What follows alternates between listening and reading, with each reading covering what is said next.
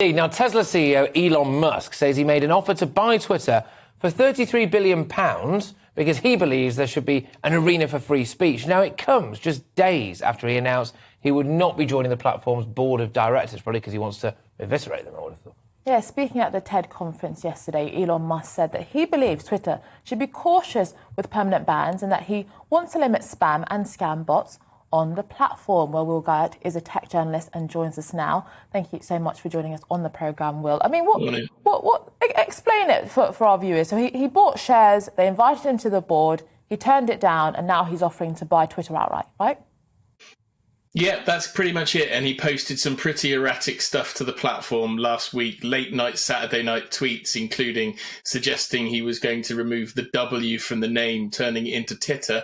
And then he also suggested he'd turn the HQ in Market Street in San Francisco into a homeless shelter because none of the staff ever turned up. So he's been controversial since day one with his interest in the platform. I'm pretty confident this is the world's biggest joke. The world's biggest con. This is the world's richest man. I genuinely do not believe he has any intention to buy Twitter. I just think he wants to cause some disruption and see where he can go. There's a checkered history between Elon Musk and Twitter, and there's also a checkered history between Elon Musk, the US government, and Twitter. In 2017, he was essentially suggesting he was going to take Tesla, his car company, private.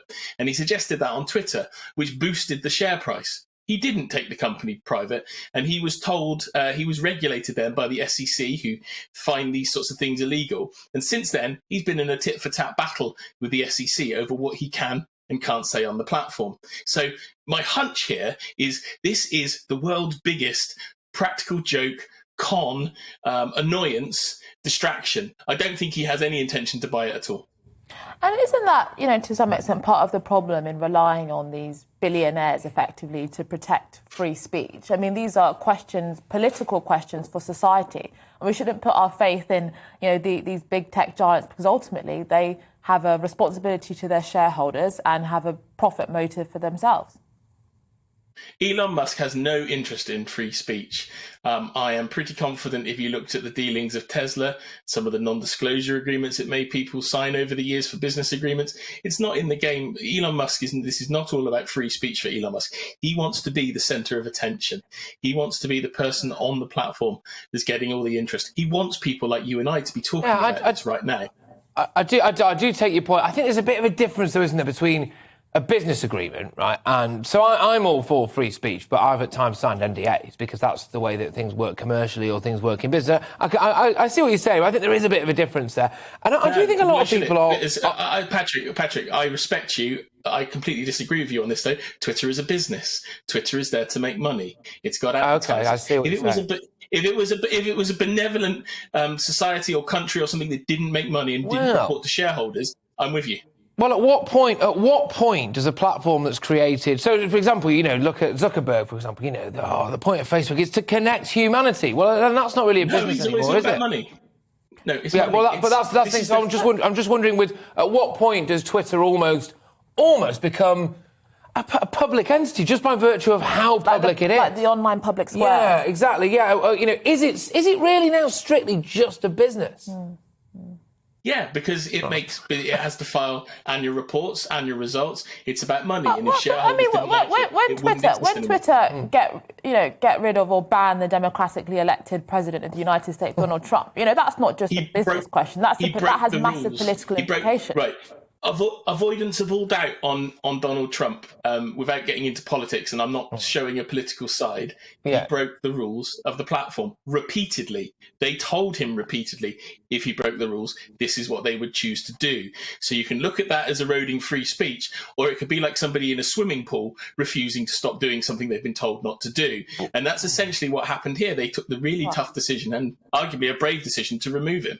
I get what you're saying, but I think we've got things like the Russian embassy saying that, like, the Taliban. The Taliban, they've got to break the rules. Surely the Taliban have broken the rules. But Will, are you saying that whoever is running Twitter, it will not make a difference, whether or not it is, Jack Dorsey to Elon Musk, who has over the last few years been an advocate of free speech, at least, outwardly, in ways that perhaps other tech giants haven't. Are you saying there would be no difference in terms of free speech depending on who is the CEO or who is running it? There's a difference between saying you believe in free speech and believing in free speech. Jack Dorsey hasn't been running Twitter for the last few months. Parag Agrawal is taking his best stab at running that particular business. There's challenges to all social networks. And there is absolute contradictions here in that you look at it and go, how can the Russian embassy be able to post their version of the truth when others have been taken off of the platform? And there's an argument to be said there that perhaps they should also be taken off the platform. I don't run it. That's the issue, but it is a private business. It can make a decision, it has a set of rules, and it should stick by those rules. The biggest challenge is they don't really talk to us about how they make the decisions about how they apply those rules and the lens of those rules. And sometimes it's done in complete secrecy, which is where we lose trust and we think they're siding with certain interests and certain people. If Elon Musk buys the platform, I said at the very start of this, it's either the very best thing or the very worst thing for Twitter.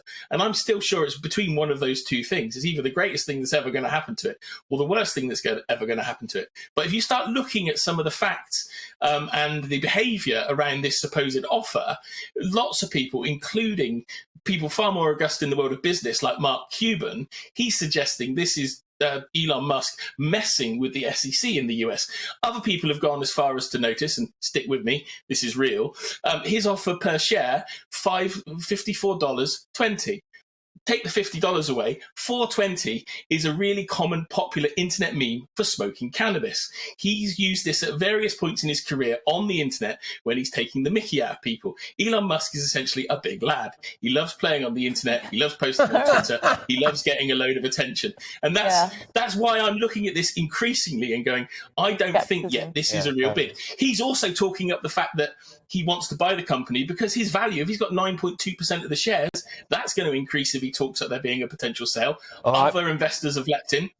It's simple as that. All right, good stuff. Well, I thoroughly enjoyed that. Thank you very much. Will Guyatt there, tech journalist, obviously whizzing us through whether or not Elon Musk is just taking the mickey out of us all, I suppose, when he's looking to potentially buy Twitter.